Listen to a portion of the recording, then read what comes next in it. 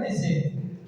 O que significa livros históricos? Contam toda a história do povo de Israel, desde Moisés entrando para entrar na terra prometida através de Josué e de Arão, seu irmão.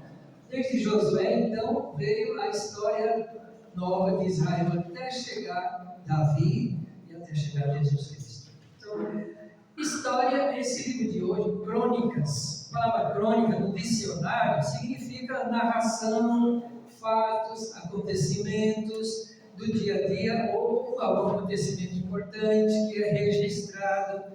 Por exemplo, eu não sei se você já ouviu falar naquela coleção de 7 livros, as Crônicas de Nárnia, que é do autor americano L.S. Lewis, que é muito interessante, quem quiser ler, porque esse livro, essa coleção, ele coloca animais conversando, mas o conteúdo das Crônicas de Nárnia mostra valores cristãos, valores do cristianismo, através de animais falando, dialogando. É bem interessante, quem quiser procurar mais tarde. Então, a gente vê na televisão, nos jornais, repórteres, jornalistas fazendo crônicas. Crônica de quê? De um fato que aconteceu. Os fatos que estão acontecendo no Brasil, quando você liga jornais, na Globo ou em qualquer outra televisão, você sempre vê a notícia, depois aparece um cronista dando um rebate, um resumo ou uma reflexão crítica da situação. Não sei se você já acompanhado isso. Na Bíblia, crônicas registram fatos históricos da história do povo de Israel, especialmente no tempo que foram exilados para 2 países, a Assíria, lá, e a Babilônia. A Assíria, hoje, é o país da Síria. Síria, lá perto de Israel, lá perto do Líbano. Síria, onde tem muitos refugiados sírios que estão no Brasil e outros países que vieram da ditadura de Bashar al-Assad. Então, Síria, hoje, é a antiga Assíria. E a Babilônia, o tempo da Bíblia, hoje é a região do Iraque e do Irã. Só para vocês já se situarem na geografia. Tá bem? Denis, vamos lá. Então, a história de Israel narrada nesses livros. Vejam bem, a história de Crônicas está muito ligada com Esdras e Neemias. Os 3 livros fazem uma recapitulação de toda a história de Israel, do povo que chegou da Babilônia para se reorganizarem em Jerusalém. Então, a gente vê, esse livro é obra do judaísmo, porque o Esdras, que a gente vai ver um pouco hoje, ele na verdade é considerado o pai do judaísmo, porque ele sai da Babilônia, autorizado por um rei da Síria que tinha invadido a Babilônia, e ele vem para Jerusalém para recomeçar toda a história do povo, reorganizar o judaísmo baseado em 3 pilares importantes que daqui a pouco eu vou mostrar. Então, com Esdras e Neemias e os livros das crônicas, vocês têm um resumo de toda a história do povo que veio do exílio da Babilônia. Grava bem isso, tá? E por último, o autor do livro de crônicas. Não existe um autor só. É um grupo de autores que a gente chama de cronistas, que foram associados aos levitas de Jerusalém, pós-exílio da Babilônia, para escrever tudo que foi acontecendo. Então, eles escreveram e deixaram para nós. Por isso que a gente tem hoje na nossa Bíblia, no Antigo Testamento, esses livros importantes. E o destaque do livro das crônicas, tanto 1 e 2, são os exílios, como eu já falei, de a Síria e da Babilônia, que estão registrados. Daqui a pouco a gente vai pegar um pessoal aqui que vai ler alguns textos para a gente. Até aqui, tudo bem? Tudo bem. Está entendido até aqui? Tá. Muito bem. Passa adiante ali, Denis. Bom, o primeiro livro das crônicas. Estamos entrando no primeiro livro das crônicas. Por enquanto, não abram a Bíblia. Daqui a pouco eu vou pedir. Aí vocês veem, o livro contém 29 capítulos. Primeiro livro, 29 capítulos. Então, esse primeiro livro da Crônicas estão divididos em 2 blocos ou 2 partes. A primeira parte vai do capítulo 1 até o capítulo 10, que vai mostrar, no capítulo 10 aparece a morte do rei Saul, que foi o primeiro rei de Israel. Vocês precisam lembrar que no tempo da monarquia, os 3 primeiros reis que aparecem na Bíblia, reis de Israel, Saul, depois vem Davi e o filho dele, Salomão. Nós vamos falar um pouquinho deles daqui a pouco. Então aí está. Primeiro, repito, de 1 a 10 vai falar da morte de Saul e da história de Davi, desde a sua eleição, a sua administração, o seu governo, etc, etc. A segunda parte são os capítulos de 11 a 29. Como eu disse, tem 29 capítulos. Então, esse livro está dividido em 2 partes. Vocês não precisam escrever ainda nada, porque no final do encontro eu já deixei uma folha com síntese resumida de tudo que eu estou falando para vocês. Então, na saída, vocês vão ter na mão um resumo total de todos os textos bíblicos, para em casa vocês aprofundarem. Eu sou esperto, tá? Então, depois é bom a gente receber, porque a gente fica preocupado em anotar rápido e termina esquecendo de detalhes que a gente está falando, né? Se houver um momento que eu digo, escreve isso, vocês vão virar escribas, escreve. Voltando, rapidinho. Na primeira parte de Crônicas de 1 a 10, aparecem as genealogias. O que é isso? A lista dos antepassados. Não sei se vocês já se interessaram de saber os antepassados de vocês. Como é que é o sobrenome da tua nome? Não, o sobrenome. Ferrareto de Souza. Ferrareto de Souza. Você diz, eu quero saber da genealogia da minha família. Você vai no Souza, o último.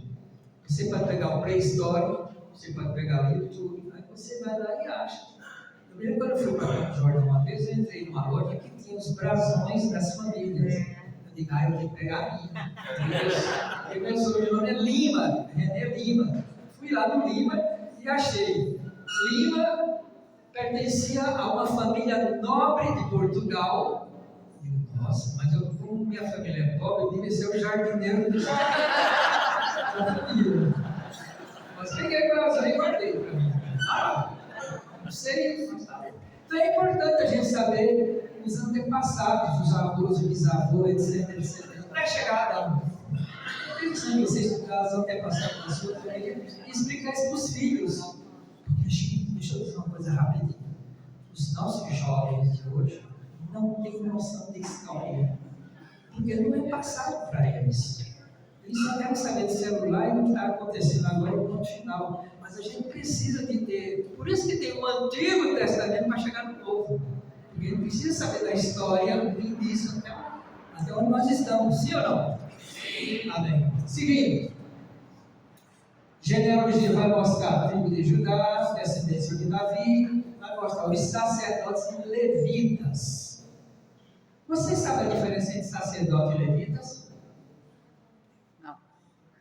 Sejam sinceros, se não sabe, não sei, quero aprender. Sacerdotes daquela época eram encarregados, como nós hoje, de presidir os cultos, as ofertas, as oferendas. Lá se fazia o sacrifício de animais, né? E muitas religiões pagãs faziam o sacrifício até de gente, humanos. Mas os judeus não fizeram de humanos, de animais. Então os sacerdotes eram preocupados com essa parte espiritual do povo. E os levitas eram como se fossem escribas, eram encarregados de auxiliar os sacerdotes do templo de Jerusalém e também de explicar as leis para o povo. Essas leis já vieram desde quem? Quem foi que começou as leis dos 10 mandamentos? Moisés. Tá? Aonde? Onde ele recebeu? Monte Sinai. Então, dessas leis, nos 5 primeiros livros da Bíblia foram fabricados mais de 1000 leis e códigos. Estão lá no livro dos Números, Deuteronômio e Levítico. Você vê tudo isso. Voltando rapidinho aqui. Gente, pelo amor de Deus, eu sei que eu tenho tempo limitado, estou com uma pessoa aqui que está me controlando para eu não me estender. Né? Vamos lá. A história de Davi. A eleição de Davi como rei pelo profeta Samuel. Samuel ungiu o rei Saul, depois ungiu o rei Davi, e daí ele continuou auxiliando, orientando, né? E Salomão veio depois. Outra coisa importante, Acontecimentos importantes como o culto a Javé, a Arca da Aliança, o sacrifício, a tenda, etc. Para um pouco aqui e pensa. Quando Davi foi eleito, ele queria que a Arca da Aliança, que era a coisa mais sagrada dos judeus naquela época, eu comparo a Arca da Aliança. Vocês sabem o que tem dentro da Arca da Aliança? Porque os judeus eram tão fervorosos, tão seguros, segurando bem aquela arca, como nós estamos, né? As tábuas da lei, e é uma tradição que diz que até restos do bastão de Moisés que abriu o mar vermelho. Então foram símbolos sagrados. Essa Arca da Aliança foi Deus que ordenou Moisés a construí-la, e essa Arca da Aliança é uma coisa muito preciosa para os judeus até hoje. Então, Davi mandou tirar essa Arca da Aliança da casa de alguém e fazer uma tenda especial para a Arca da Aliança, e colocou sacerdotes e levitas para cuidar, para que ninguém invadisse. Eles tinham até uma tradição de dizer: quem tocar na arca morre. E realmente acontecia isso. O cara foi lá, quis provocar, tocou e deu o raio do céu e matou. Isso está na história também. Então, a Arca da Aliança, eu comparo hoje. A Arca da Aliança está no Antigo Testamento. No Novo Testamento, qual é a Arca da Aliança que a gente tem nas nossas igrejas? Maria. O Santíssimo Sacrário. O Sacrário é a Arca da Aliança para o Novo Testamento, para os cristãos. Porque lá dentro quem é que está? Jesus, muito mais do que as tábuas da lei. Então percebe, os judeus têm a Arca da Aliança e nós cristãos temos o Santíssimo Sacramento. Maria é comparada com a Arca da Aliança, é um simbolismo para dizer porque no ventre dela ela trouxe Jesus, que ficou guardado 9 meses. Mas o sentido bíblico, a comparação da Arca da Aliança do Novo Testamento para nós, é o Santíssimo Sacramento. Tá bem? Vamos para frente. A história de Davi, nós vamos ter um texto muito bonito que alguém vai ler para nós daqui a pouco. Voltando rapidinho, acontecimentos, estou aqui, gente. Acontecimentos importantes como o culto a Javé, que foi um culto. Por que é um acontecimento importante? Porque os judeus foram influenciados por estrangeiros, pagãos e outros deuses, e muitos se passaram a adorar deuses falsos. Então, quando Davi entrou, centralizou o culto à adoração a Deus, chamado no hebraico Javé, que os evangélicos deturparam a tradução e falaram Jeová. Mas a tradução legítima do hebraico para o grego, para o latim, até o português, é Javé, ou Yahweh. Voltando. Celebrações, festas, romarias e cantores. Davi também fez isso. Ele organizou celebrações, as procissões que nós temos hoje na Igreja Católica, a Marcha para Jesus dos evangélicos e o Jornada Mundial da Juventude que a gente tem e outras procissões, tudo vem daí, das procissões que Davi organizou com a Arca da Aliança com o povo. Vem daí, entende? Então, tudo que a gente tem na nossa igreja hoje tem fundamentação no Antigo Testamento. Muitas coisas. Vocês sabiam disso? Se não sabia, fique sabendo agora. Voltando. Celebrações, festas, romarias, Aparecida do Norte aqui. Né? Cantores, cadê os cantores e as cantoras nas nossas missas, né? Davi organizou até isso, cantores para cantar salmos para o povo ao redor da Arca da Aliança. E sabiam vocês que Davi era músico? Ele já tocava harpa quando era adolescente. Ele era músico, ele fez a maioria dos salmos. Você sabe quantos salmos nós temos na Bíblia? 150. A maioria dos salmos foram escritos e compostos por Davi. Salmo 50, quando fala de pedido de perdão, né? Porque ele fez uma besteirinha lá com uma mulher, aí o profeta Natan chegou, puxou a orelha dele, ele se arrependeu, chorou e fez o Salmo 50, Senhor misericórdia. E é esse salmo que nós cantamos no início da missa, que a gente chama de ato penitencial. Vem daí, do Salmo 50. Na alegria de Davi, explodindo de alegria, compôs o Salmo 150, louvores e cantos a Javé. Ele pegou mesmo o pandeiro e começou a dançar e pular de frente à Arca da Aliança. Foi uma maravilha. Então ele tem salmo de louvor e salmo de tristeza. Davi foi uma figura centralíssima dentro do judaísmo. Para frente. Estão cansados? Nem eu. Treinamento do exército de Israel, guerras. Essa é a parte triste. Porque Davi teve que formar um exército. Por quê? Porque havia muitos invasores de outros povos que queriam tomar o país de Israel. Por quê? Porque era um país que era chamado do Crescente Fértil. É uma região entre a Ásia e a África, Egito. Então, Israel é uma terra muito privilegiada. Então, todo mundo queria estar de olho em cima. Eu até abro um parênteses rápido aqui para dizer: quando Josué levou o povo para a terra prometida, começando por Jericó, ele mandou espionar como é que estão as outras terras de Israel. E tinha gente de tudo quanto é país do mundo, tudo montado ali, invadiram. Por isso que houve essa guerra toda, o cerco de Jericó e outras, para expulsar esses invasores, porque a terra era dos judeus, e não esses povos. Voltando. Guerras, Davi fez um monte de guerras, né? Algumas ganhou e algumas perdeu, e aí foi. Planejamento da construção do templo. Bom, o templo, é claro, vocês vão ver que Davi planejou, chamou arquitetos, planejou todo o templo como deveria ser feito. Depois o material que ele conseguiu, houve reis de países vizinhos e povos que doaram material para fazer o templo, e ele conseguiu muita gente. Só que ele não fez o templo. Ele planejou, preparou tudo, e quando ele estava bem feliz da vida para construir, Natan chegou e disse: você não vai fazer esse templo. Mas por quê? Porque você derramou muito sangue em guerras e fez muita besteira e fez muita bagunça. Então você não vai fazer. Você vai preparar toda a estrutura para o seu sucessor.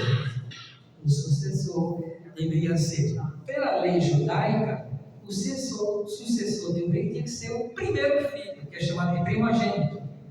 Só que o primeiro filho de Davi, que foi Amnã, e depois veio Adonias e o famoso Absalão, esses três eram muito ambiciosos e queriam poder. E Davi falou: vou contrariar a lei, não vai ser o primeiro. Aí chamou Salomão, que não foi o primeiro, foi o sétimo. Bom, seguindo. Construção do templo, iniciada por Salomão. Salomão simplesmente já encontrou tudo pronto e começou a construção com o povo, né? Primeiras reformas da monarquia. Depois da construção do templo, da organização da comunidade e tudo isso, eles começaram a bagunçar tudo, né? O povo começaram a ser infiel a Deus, começaram a adorar deuses falsos, misturaram tudo. Aí houve um período das reformas religiosas e sociais.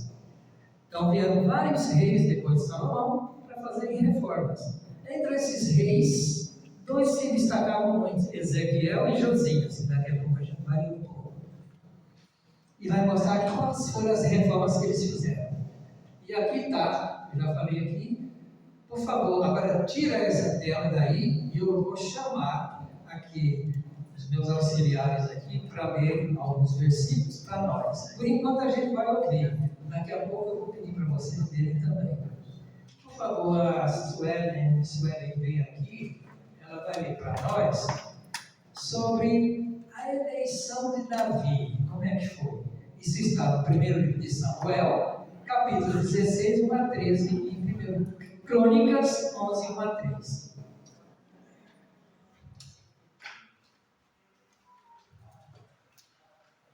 O Senhor disse-lhe: até quando chorarás tu, Saul, tendo eu rejeitado da realeza de Israel?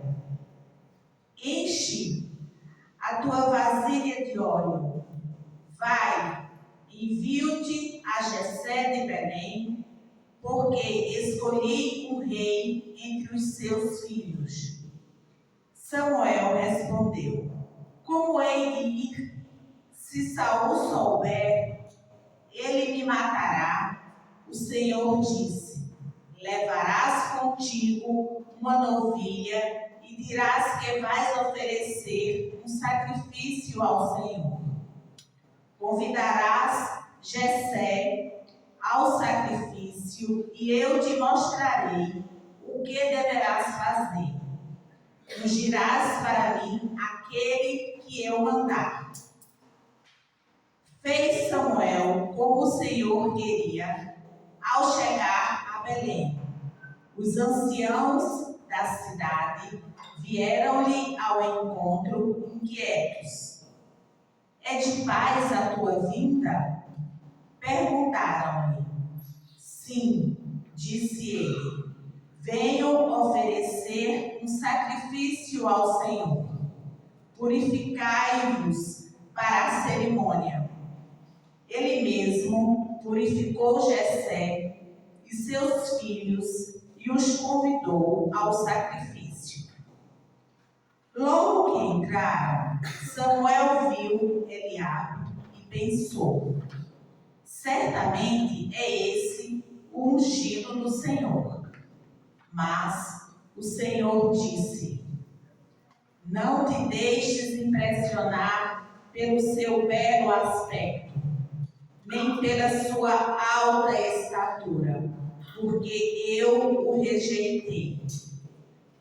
O que o homem vê não é o que importa. O homem vê a face, mas o Senhor olha o coração. Isso é muito importante que está aí. Repete esse versículo. O que o homem vê não é o que importa. O homem vê a face, mas o Senhor olha o coração. Jessé chamou Abinadab e fê-lo passar diante de Samuel. Não é tampouco este, pensou Samuel, que o Senhor escolheu. Jessé fez passar Osana. Não é ainda este que escolheu o Senhor? Pensou Samuel. Jessé mandou vir assim os seus 7 filhos diante do profeta, que lhe disse: o Senhor não escolheu nenhum deles. E ajuntou: estão aqui todos os teus filhos? Resta ainda o mais novo, confessou Jessé, que está pastoreando as ovelhas. Samuel ordenou a Jessé: manda buscá-lo, pois não nos poremos à mesa antes que ele esteja aqui. E Jessé mandou buscá-lo. Ele era louro, de belos olhos e de formosa aparência. O Senhor disse: vamos, ungiu, é ele. Samuel tomou a vasilha de óleo e ungiu no meio dos seus irmãos. E a partir daquele momento, o Espírito do Senhor apoderou-se de Davi. Samuel, porém, retomou o caminho de Ramá. Vocês viram uma coincidência aqui que falou que Davi era lindo, os olhos azuis, eram loiros, igual eu, né? Mas quando fala, parece uma contradição, que antes falou que Deus não olha a aparência física, e depois vem e fazem todo esse aparato com Davi. Mas Deus viu, além da aparência física de Davi, Deus viu o coração. Porque era o menino mais simples, mais humilde, que agradava a Deus. Os outros todos ambiciosos queriam já ser ungidos. Aí está. Aí vem outro texto, você tem outro texto que seria, só para confirmar, 2 versículos, 1 Crônicas 11, 1 a 3. É só 2 versículos a mais, só para a gente concluir.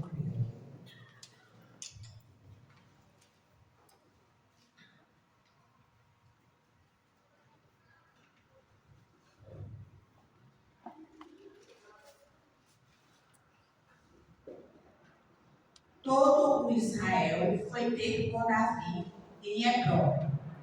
Disseram-lhe: vê, nós somos teus ossos e tua carne. Já antes, quando Saul era rei, eras tu que conduzias os destinos de Israel. O Senhor teu Deus te disse: és tu que apacentarás Israel, meu povo, e serás tu o chefe de Israel, meu povo. Assim, todos os anciãos de Israel vieram para junto do rei, em Hebrom. E Davi concluiu um pacto com eles em Hebrom, diante do Senhor. Então, eles ungiram-no rei de Israel, segundo a palavra do Senhor pronunciada por Samuel. Ok, muito obrigado. Então, eu queria abrir um parênteses rápido para esclarecer mais duas coisas importantes, que vocês agora estão numa fase de estudos bíblicos, são os biblistas das paróquias, são vocês. Por exemplo, fala de hebreus. Já ouviram falar dos hebreus? Quem foram os hebreus? Os que estavam no Egito e Moisés os libertou. Aí é chamado esses de hebreus. Por quê? Porque antes de estar no Egito, eles pertenciam à região do Hebrom, essa mesma região que morava Jessé com seus filhos e o Davi, era o de Hebrom, que é uma região perto de Belém, 15, 20 minutos perto de Jerusalém. Entende? Então daí vem hebreus, vem de Hebrom. E os judeus? Vêm do reino de Judá. Nós vamos ver daqui a pouco isso. É importante saber isso também. Vamos para frente? Cansaram? Quando cansar, me avisa. Bom, nós estamos já chegando no final do primeiro Crônicas. Salomão, grande Salomão. Por favor, vem cá, João. Lê para nós, primeiro Crônicas 22, 1 a 10, sobre Salomão e o templo. Davi então disse: aqui será construído o templo de Javé, Deus, e o altar dos holocaustos de Israel. Depois, Davi reuniu os estrangeiros que havia no país de Israel e determinou-lhes a tarefa de lavrar as pedras para a construção do templo de Deus. Arranjou também muito ferro para os cravos e dobradiças das portas, bronze sem ponta, e um sem número de toras de cedro, que lhes foram enviadas em abundância pelos sidônios e tírios. Davi pensava: meu filho Salomão é ainda moço e frágil, e o templo que ele deverá construir para Javé terá que ser algo de grandioso, de muito nome e admirado em todos os países. Por isso, vou fazer os preparativos.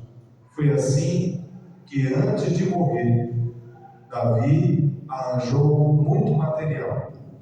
Ele chamou seu filho Salomão e mandou que ele construísse o templo de Javé, o Deus de Israel.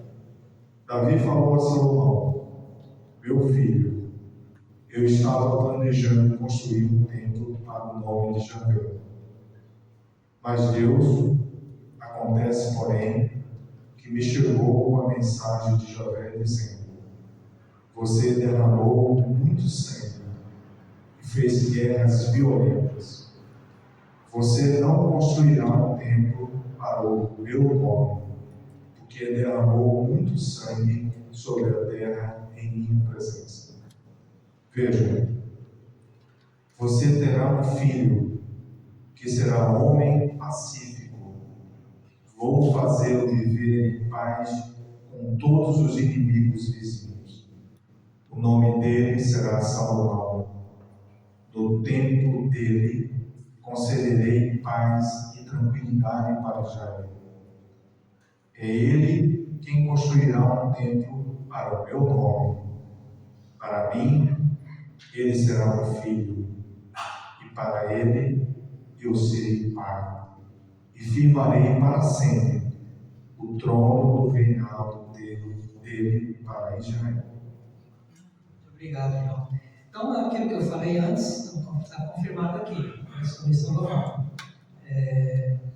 Sobre templo, deixa eu abrir um parênteses para explicar outra coisa importante. Esse templo que Salomão começou a construir, planejado por Davi, foi o primeiro templo de Jerusalém.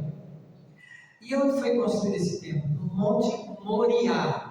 Esse Monte Moriá é muito histórico porque foi um monte que Abraão levou Isaac para ser sacrificado.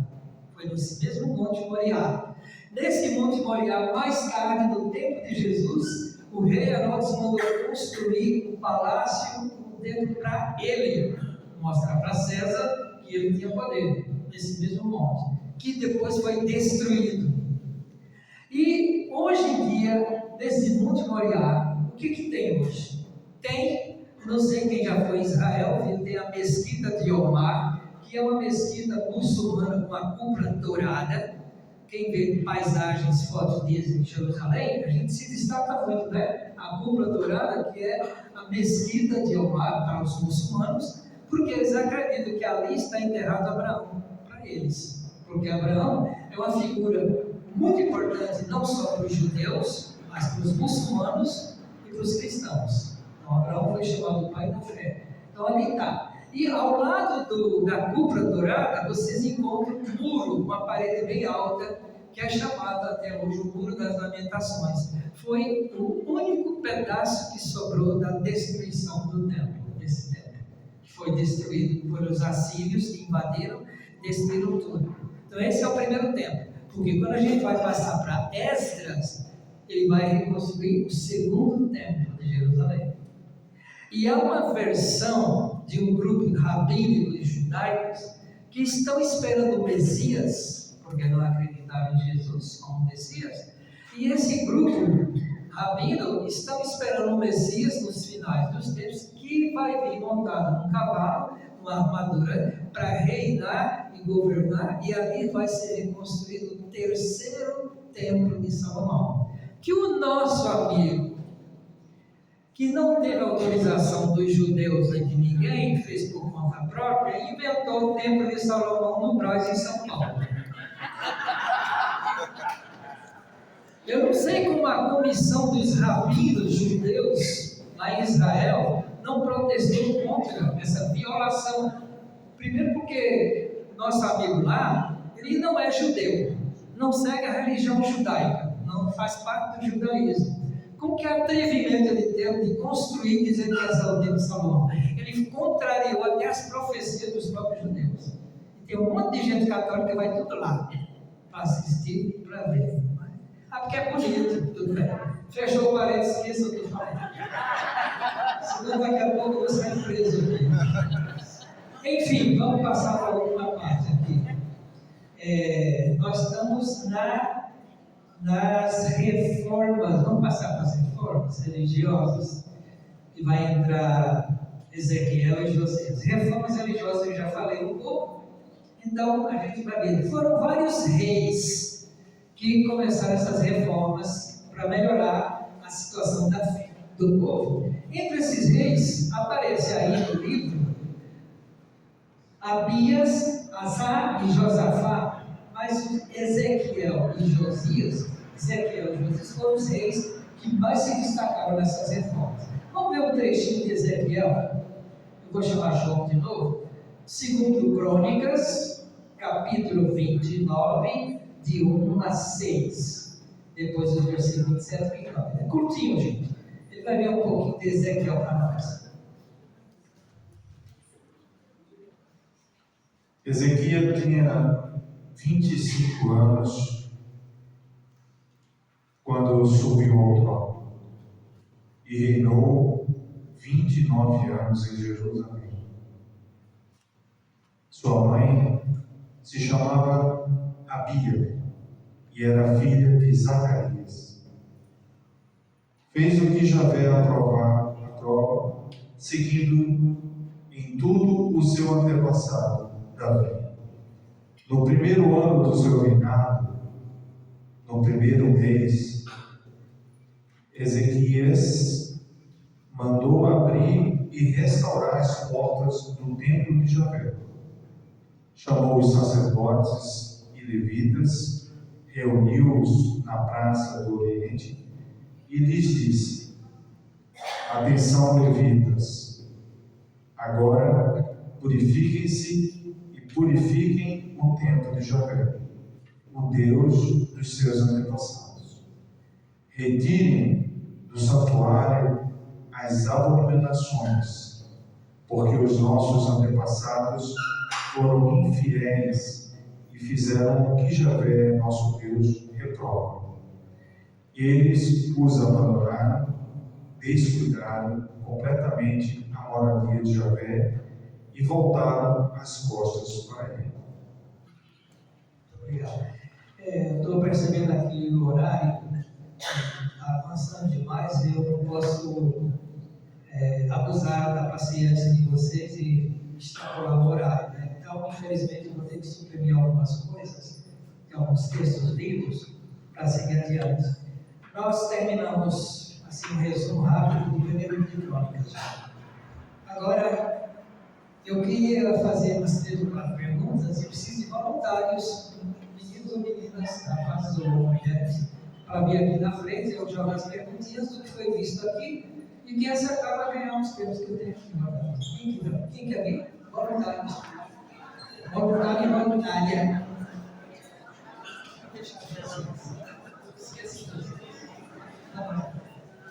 Não vi nenhum ainda. Gente, tem prêmios maravilhosos aqui. Minha casa, minha vida e eu. Vem você. Quem vem mais? Cadê as mulheres?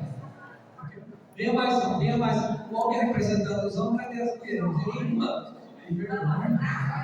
Vem você. Tá, começou. Ailton. Ailton. Até agora, o que você captou de tudo que foi falado? Fala para nós essa alguma coisa.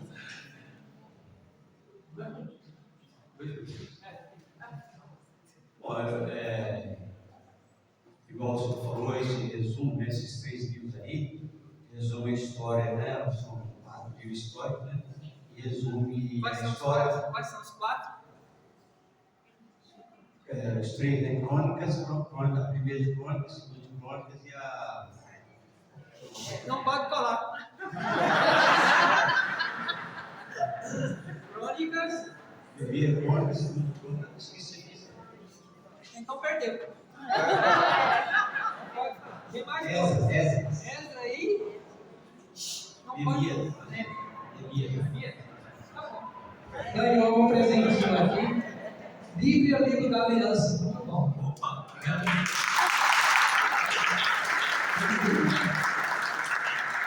Fátima, né? Fátima, me diz aqui, quais desses até agora,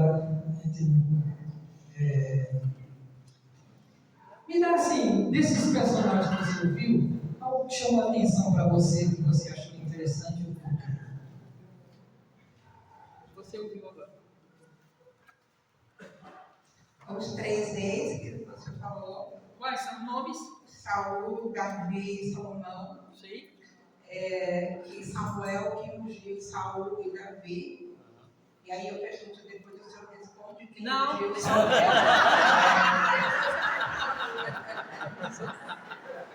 Se eu responder, você me dá um prêmio? Não, isso é barato. Que Davi foi quem planejou a construção, arrecadou os materiais. Por que ele não construiu o templo? Porque na época dele houve muito derramamento de sangue. E aí, Javé, Deus. Qual foi o profeta que recriminou Daniel quando ele fez uma besteirinha que foi pegar a mulher do rei? Daniel não, Davi. Você não faz a pergunta, você me responde. Foi o profeta Davi. Natan.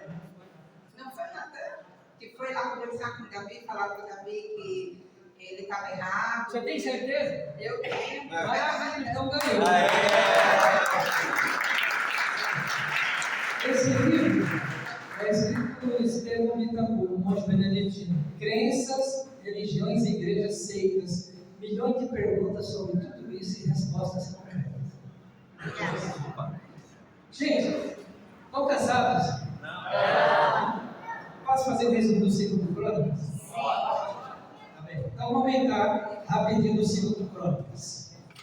Bom, até agora, quer dizer, tudo isso que a gente foi mostrando para vocês é para motivar vocês em casa a ler. Porque é importante não só vir para cá, mas em casa, deixa o celular de lado, deixa a televisão de lado, deixa as crianças cair, não tem problema. E leiam os textos para poder vocês se aprofundar melhor na história bíblica. Por quê? Porque nós católicos estamos acostumados a conhecer mais o Novo Testamento, o Evangelho, Paulo, por quê? Por causa das missas. E a gente se esquece que tem o Antigo Testamento, que é a base do Novo. É a mesma coisa do pai, da mãe e dos filhos. Tanto um como o outro são importantes. Avô e avó, etc. Vamos para frente? Segundo livro das Crônicas. Tem aí, Denis? Vamos ver se aparece aí o segundo livro das Crônicas. Não, pode subir. Pode passar. Não, isso aí é depois. Isso vem depois. Pode passar. Aí. Não, isso já foi. Isso foi o primeiro livro das Crônicas. Passa adiante. Gente, você está adiantado. E cadê o segundo livro das Crônicas? Você não aparece aqui. Não está aí? Subiu. Então esquece, apaga tudo. Está aqui. Segundo livro das Crônicas. Gravem bem, porque tem mais prêmios. Gravem bem. O segundo livro de Crônicas tem 36 capítulos. Quantos? 36. Está dividido em 3 partes.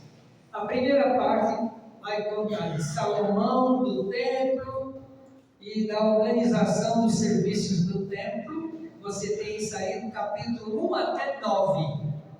Primeira parte, capítulo de 1 a 9. Segunda parte, vai mostrar as primeiras reformas religiosas e sociais, do 10 ao 28 capítulos.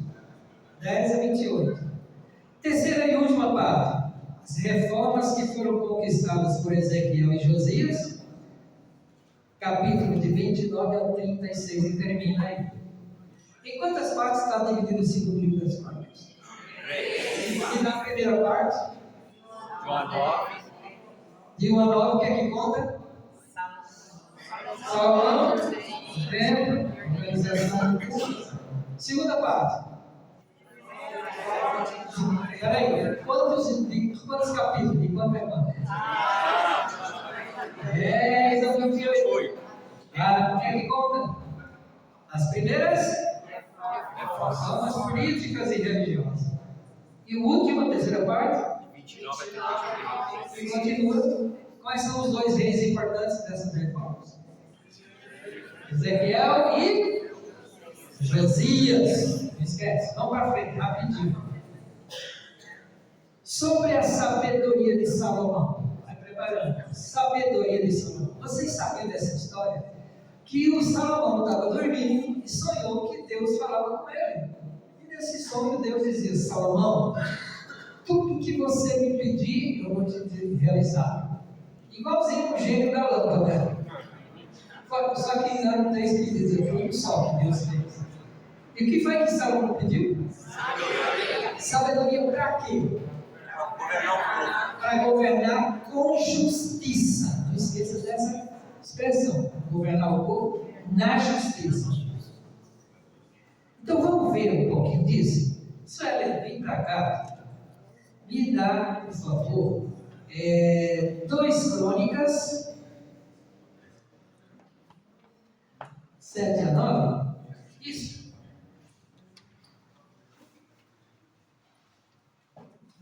Nessa mesma noite, Deus apareceu ao rei e lhe disse: pegue o que desejas que eu te dou.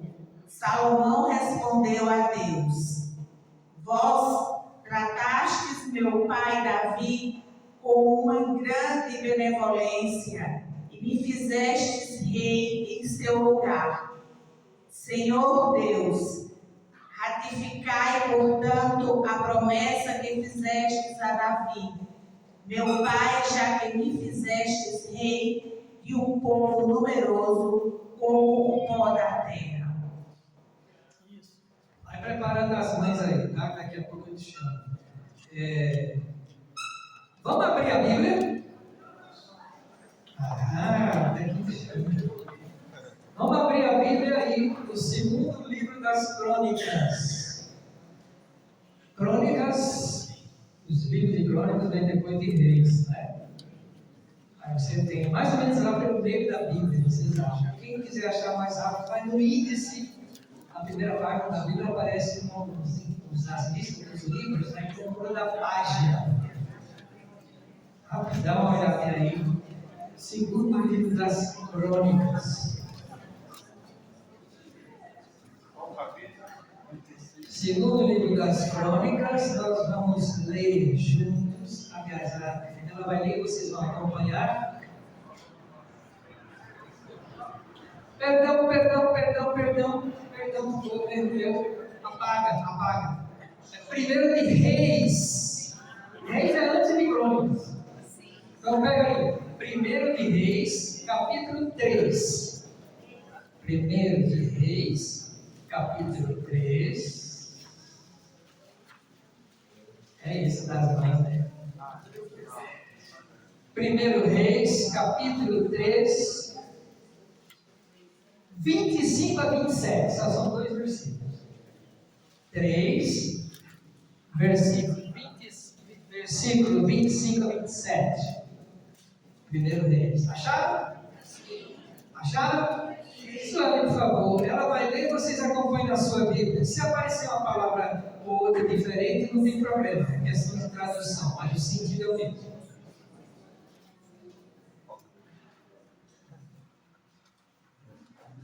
Cortai pelo meio. Ai, já está cortando na metade da leitura, meu Deus. Eu já não vi aqui. Ele já está na metade da história, meninas. 3, acho que é antes. É antes do 2025. Começa do? Que maravilha! Começa do 16. Vou chamar vocês aí. Aí eu vou do 16, tá? Vamos ver. Do 16. Tá, vai. Vieram 2 prostitutas apresentar-se ao rei. Uma delas disse: ouve, meu senhor, esta mulher e eu moramos na mesma casa e eu dei à luz junto dela no mesmo aposento. 3 dias depois de eu ter dado à luz, deu também ela à luz. Ora, nós vivemos juntas e não havia nenhum estranho conosco nessa casa, pois somente nós 2 estávamos ali. Durante a noite, morreu o filho dessa mulher, porque o abafou enquanto dormia. Levantou-se ela, então, no meio da noite, e enquanto a tua serva dormia, tomou o meu filho, que estava junto de mim, e o deitou em seu seio, deixando no meu o seu filho morto. Quando me levantei pela manhã para amamentar o meu filho, encontrei-o morto, mas, examinando atentamente a luz, verifiquei que não era o filho que eu dera à luz. É mentira, replicou a outra mulher. O que está vivo é meu filho, e o teu é que morreu.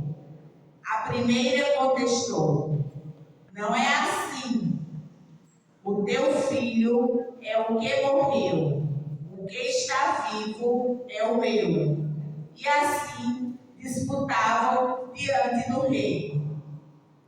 O rei disse Então, tu dizes, é o meu filho que está vivo, e o teu é o que morreu. A outra diz, não é assim, é teu filho que morreu, e o meu é o que está vivo. Vejamos, continuou o rei, trazei-me uma espada. Trouxeram ao rei uma espada.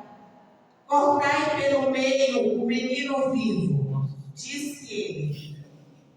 E dai metade a uma e metade a outra.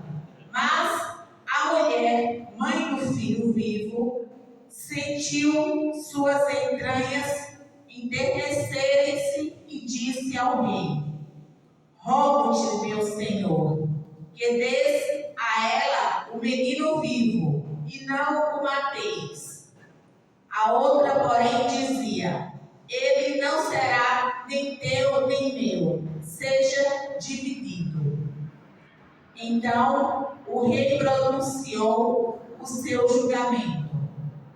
Daí disse ele: o menino vivo, disse ele, o menino vivo a essa mulher, não o mateis, pois é ela a sua mãe. Todo Israel, ouvindo o julgamento pronunciado pelo rei, encheu-se de respeito por ele, pois via-se que o inspirava a sabedoria divina para fazer justiça. Ok, obrigado.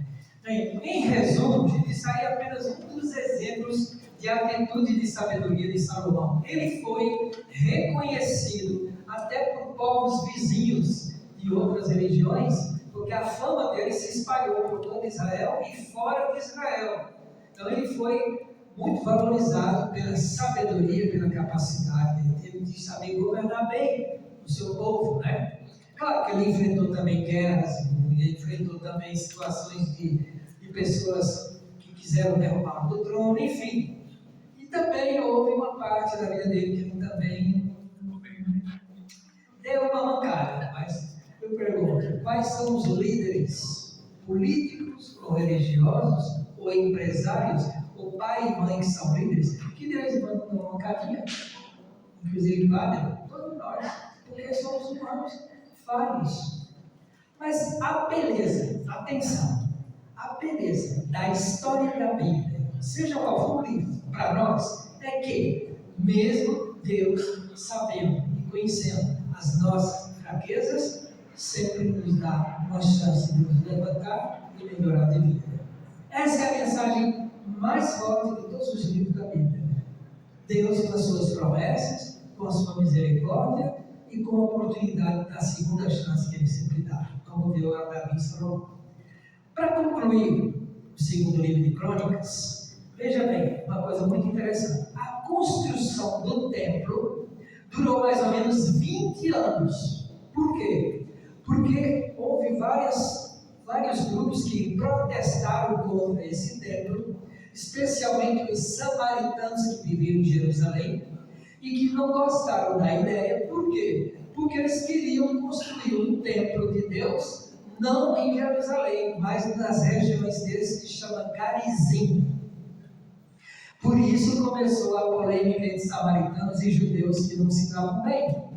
Porque vocês vão perceber que no tempo de Jesus, os samaritanos e os judeus eles eram rivais. Tanto é que, quando eu estive em Israel, uma das vezes que eu fui lá, conversando com um judeu, ele me disse: se eu estou passando aqui e vai vir um samaritano lá, eu vou por outra rua para não passar perto dele. Porque é assim, começou essa polêmica aqui, nesse tempo. Porque os samaritanos se julgavam o povo escolhido de Deus, um povo que não guerreou com ninguém e que não teve idolatrias com outros deuses. Então eles se julgavam os melhores, enquanto que os judeus passaram por esses problemas todos, mas também eram fiéis a Deus. Então, Jesus, tem duas passagens de Jesus que eu anotei aqui, deixa eu ver se eu acho. Uma é o bom samaritano, que está em João, Evangelho de João. Eu tenho aqui o texto, no meio dessa bagunça que eu fiz aqui. Se eu não achar, você me perdoe. Mas veja lá como Jesus quis aproximar os samaritanos dos judeus. Conta essa história do bom samaritano que todos nós conhecemos. Quer dizer, um judeu foi assaltado e ferido e nenhum judeu ajudou, inclusive sacerdotes judeus. Quem foi ajudar foi o samaritano, que era inimigo dos judeus. E outra passagem de Jesus lá no Evangelho de João, que encontra uma samaritana no poço de Jacó. E com essa mulher, que teve mais de 100 anos maridos, que Jesus contou toda a história dela. Mas Jesus não quis recriminá-la, quis pegar essa mulher, dar uma catequese para ela ser a primeira evangelizadora da Samaria. E ela levou a notícia de Jesus para os samaritanos e muitos aderiram a Jesus e se converteram ao cristianismo por causa dessa mulher. Então Jesus tentou aproximar judeus e samaritanos, porque essa foi a missão dele, não separar mais o bem. Amém? Amém. Última coisa do Crônicas, vem uma coisa aqui muito interessante. Já falamos de Salomão, da construção do templo, da organização do culto, das reformas religiosas, dos reis, etc. Uma coisa que chama muita atenção, eu vou pedir para todos vocês lerem comigo, vocês vão abrir segundo livro de Crônicas, no último capítulo, 36. O decreto de Ciro, rei da Pérsia, para a liberdade dos judeus. Segundo Crônicas, capítulo 36, é o último. Os versículos 22 e 23. Eu queria que todos vocês ficassem de pé. Pega a sua Bíblia de pé. Quando eu contar 1, 2, 3, leiam todos juntos em voz alta de uma só vez. Não importa a tradução. Vou repetir. Segundo Crônicas 36, versículos 22 e 23. Quando estiverem prontos, te aviso. Pronto? Tá bom. 1, 2, 3. Pode ler. No primeiro ano de Ciro, rei da Pérsia, surgiu a palavra do Senhor, proferida pela boca de Jeremias. O Senhor moveu o espírito de Ciro, rei da Pérsia, e este mandou proclamar em todo o império, também por escrito esse decreto. Assim fala Ciro, rei da Pérsia: o Senhor Deus do céu me entregou todos os reinos da terra. Ele me carregou e me conduziu no vento em Jerusalém. Quem se pode faz parte da totalidade do seu povo, que o Senhor, seu Deus, esteja com ele, e que ele suba para lá. Amém. Agora, deixa a Bíblia na cadeira. Deixa a Bíblia na cadeira. Deixa. De pé. Dá uma espreguiçada. Levanta os braços. Espreguiça mesmo. Isso. Faz aí uma olhadinha. Dá uma rodada para cima e para baixo. Pega as panturrilhas, levanta os pés. 1, 2. Vai, gente. De pé. Os pés. 1, 2, 3, 4. Outra espreguiçada para sentar. Outra. Agora pode ser. Prêmios. Vocês estão dizendo, esse padre baixinho não é nada, ele fica enganando nós nessas coisas. Não é nada, porque essa dinâmica é boa, a gente não ficar assim, né? Bom, eu tenho aqui mais 2 prêmios. Um é uma Bíblia nova que eu comprei por um presente. Se você já tem a sua Bíblia, quem ganhar, eu aconselho que faça um presente para alguém que necessita. Né? E explique um pouco que para ler a Bíblia, isso é uma missão para vocês. Alguém me perguntou, padre, a Bíblia é muito complicada para a gente entender, é muito difícil. Por onde eu começo? Pelo começo? Não. Começa pelo Evangelho. Começa por Jesus. Porque Jesus é o centro da Bíblia. Jesus é tudo, é começo e fim da Bíblia. Então começa lendo o Evangelho, um dos Evangelhos de Jesus, capítulo por capítulo. E depois, se quiser, pode pegar o Evangelho de João também, que é muito bonito, e fala muito do amor. É um discípulo que mais fala do amor, João. Ele diz lá: como é que você diz que ama a Deus que não vê, se você não ama o irmão que você vê? Olha que tacada para nós. Bom, vamos ver. Tem essa Bíblia e tem o beabá da Bíblia, início, para quem quer começar do zero. Aqui tem umas instruções muito boas. São 2, 3 questões. Voluntários para cá, quem quiser vir. Você quer vir? Vem cá. Vem, pode vir, criança. Pode vir. Quem quer vir, gente? Chamando. 2 voluntários homens, 2 voluntárias mulheres. Vamos, gente, rapidinho. É fácil, não tenho medo. Eu vou fazer perguntinha bem fácil. Juro. Perguntinha fácil. Quem tem? Isso. Até o rei Davi. É o rei Davi. Não, Daninha, não. Agora você é uma mulher. Representa Maria. Se não mulher, vai representar Maria. Maria.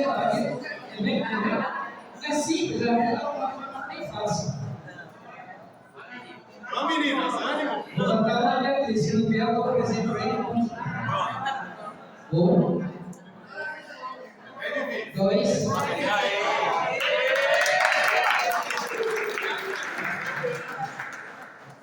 Pergunta? Mas eu vou levar conta. Eu não? Natália. Pode vir. Marcelo. Então, se veio como, você não faz outro logo.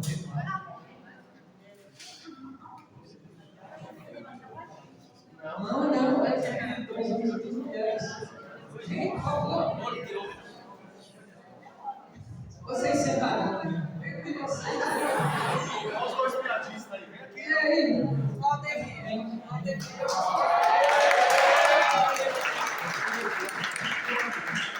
Meu nome é Robson. Primeira pergunta. Quem souber, quantos livros tem a Bíblia Católica? Total.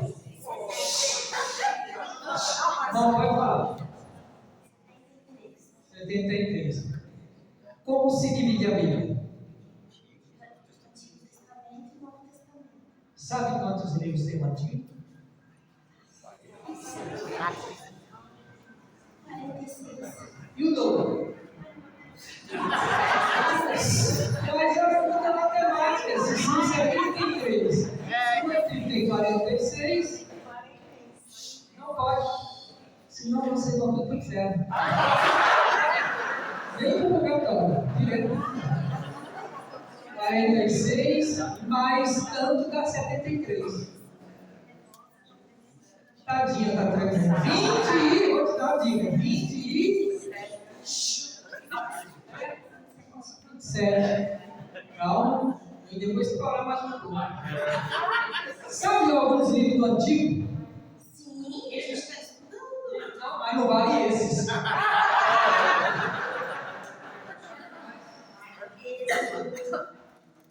Eu quero 5 livros do Antigo Testamento. Ninguém pode falar, por favor. Deuteronômio. Sim. E tem 4, tem mais um. Josias. Não vale, porque já foi falado de Josias. Números. Vai ganhar a língua. Números. Vai ganhar a Bíblia nova.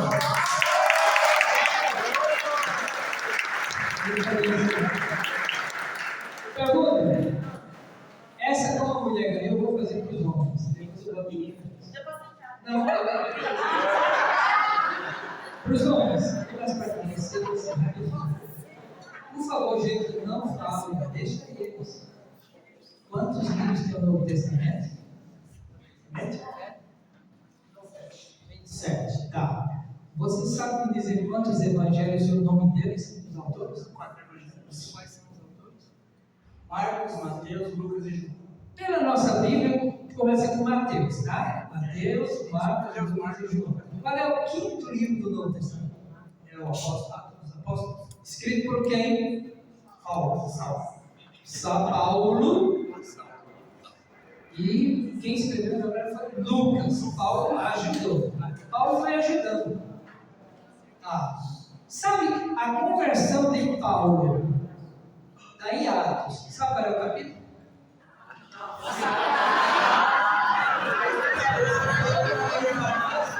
Não, eu quero saber o capítulo. Não sei. Sabe o capítulo? Quem sabe? Que vergonha! Capítulo 9. Atos dos Apóstolos 9. Peraí, vou continuar, tá? O último livro da Bíblia, como se chama? Apocalipse. Qual é o outro nome que se dá a Apocalipse? É Apocalipse ou tem outro nome? Não sei. Começa na minha letra do meu nome, Revelação. Já falo Quem escreveu o Apocalipse? João. Quantos livros do Novo Testamento João escreveu? Quantos livros do Novo Testamento? Os João, né? Não, estou falando João. Qual é o João? O João. Isso. Então, quantos livros João Evangelista escreveu do Novo Testamento? 5. Diz quais? O Evangelho é o Isso, o Apocalipse você já falou. João é Evangelho, Apocalipse, Quais são mais? primeira e segunda de João e A terceira de João também. Ganhou!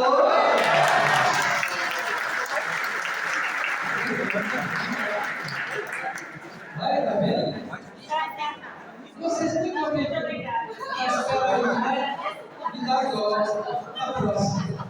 Gente, estão cansados? Eu só vou ter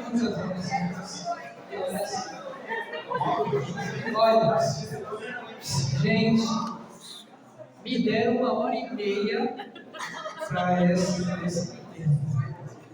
E ainda falta Esdras.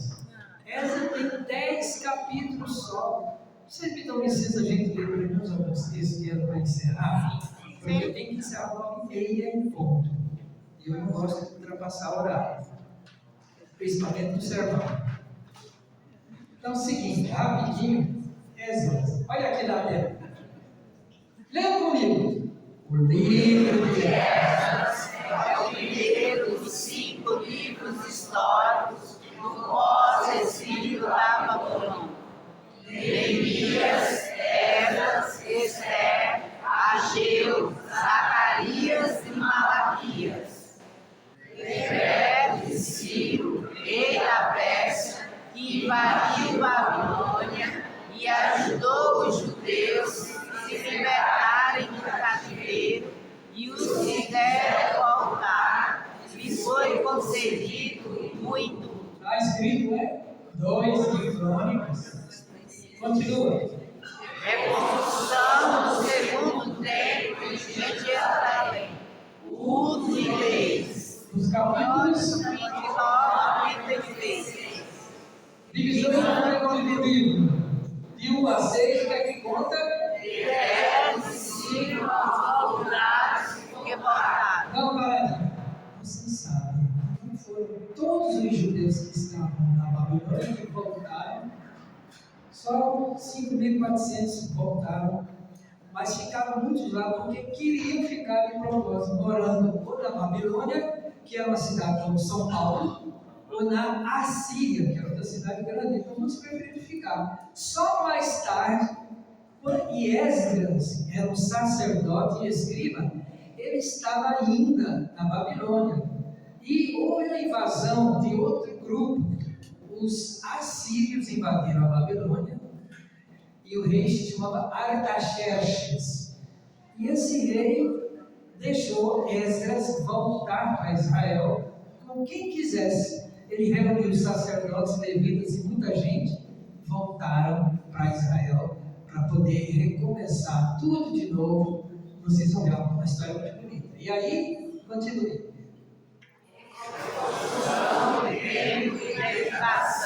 Lembra que nós estamos aqui no segundo templo, né?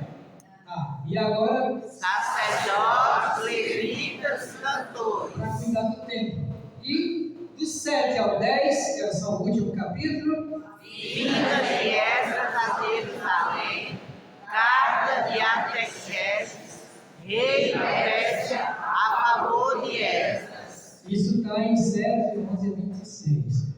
Última coisa, quando o Esdras organizou tudo, e aí ele entrou numa lei que deu o maior problema. Essa lei foi, porque quando ele chegou lá, encontrou muitos judeus casados com mulheres de outros países, de outros povos estrangeiros, que eram idólatras, que adoravam deuses falsos. O que é que ele fez? Lei proibitiva. Lei Proibitiva a casamentos mistos entre judeus e estrangeiros. Ele baixou essa lei e foi o maior recuo. Primeiro porque muitos não aceitavam. Como é que eu já estou casado, tenho filho que eu vou ter que largar? Vai ter que largar e expulsar essas mulheres de volta para os países delas. E isso aconteceu. Muitos expulsaram.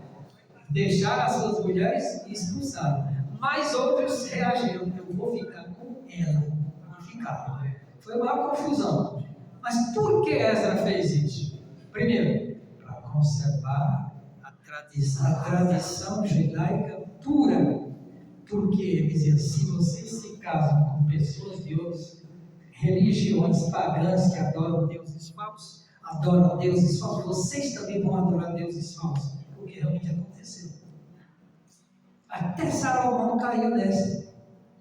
Salomão teve somente umas 700 esposas. Umas 1.000 e tantas concubinas, né? Só. Que era permitido. Agora, imagina hoje vocês com 700 esposas.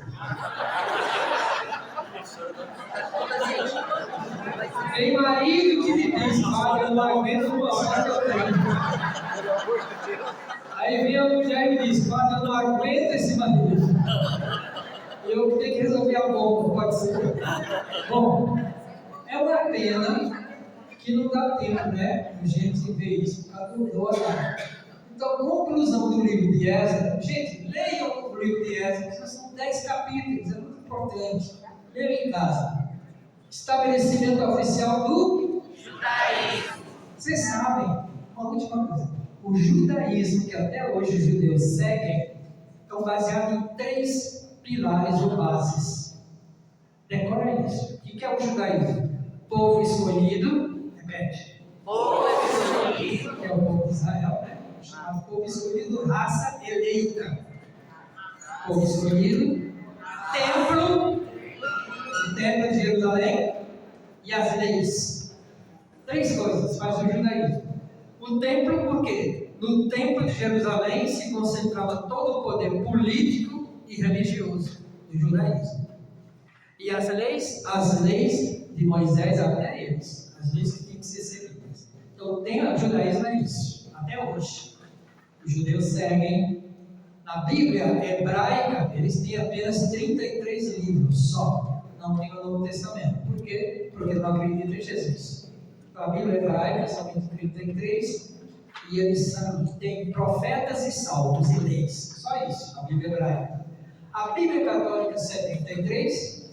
E a Bíblia protestante, quando Lutero saiu do catolicismo, reorganizou a Bíblia, traduziu do hebraico e grego para alemão, porque ele era alemão, e aí ele retirou 7 livros da nossa, dizendo que não eram inspirados. Portanto, a Bíblia protestante tem 66 livros, a católica 73 e a hebraica 33.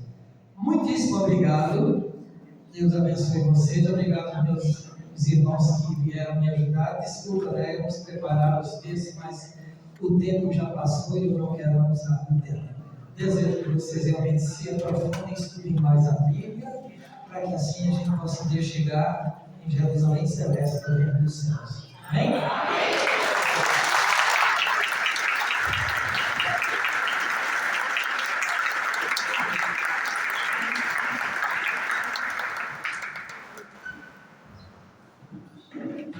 Obrigado, Padre Renê, pela sua aula. Foi muito bom a gente partilhar com o senhor, tirar todo esse conhecimento. Esperamos o senhor no ano que vem novamente, ou até mesmo antes, para dar continuidade para essas escolas da palavra. E aqui a gente vai aproveitar para fazer uns avisos finais. Na semana que vem, a escola da palavra continua. Não tem a aula, mas tem a missa de encerramento, que é muito importante, tá bom? Aí a missa vai ser muito provavelmente lá em cima mesmo na igreja, tá? Temos certificado para ser entregue ao seu José Ronaldo, se ele estiver por aí. Os outros dois, o padre, por favor.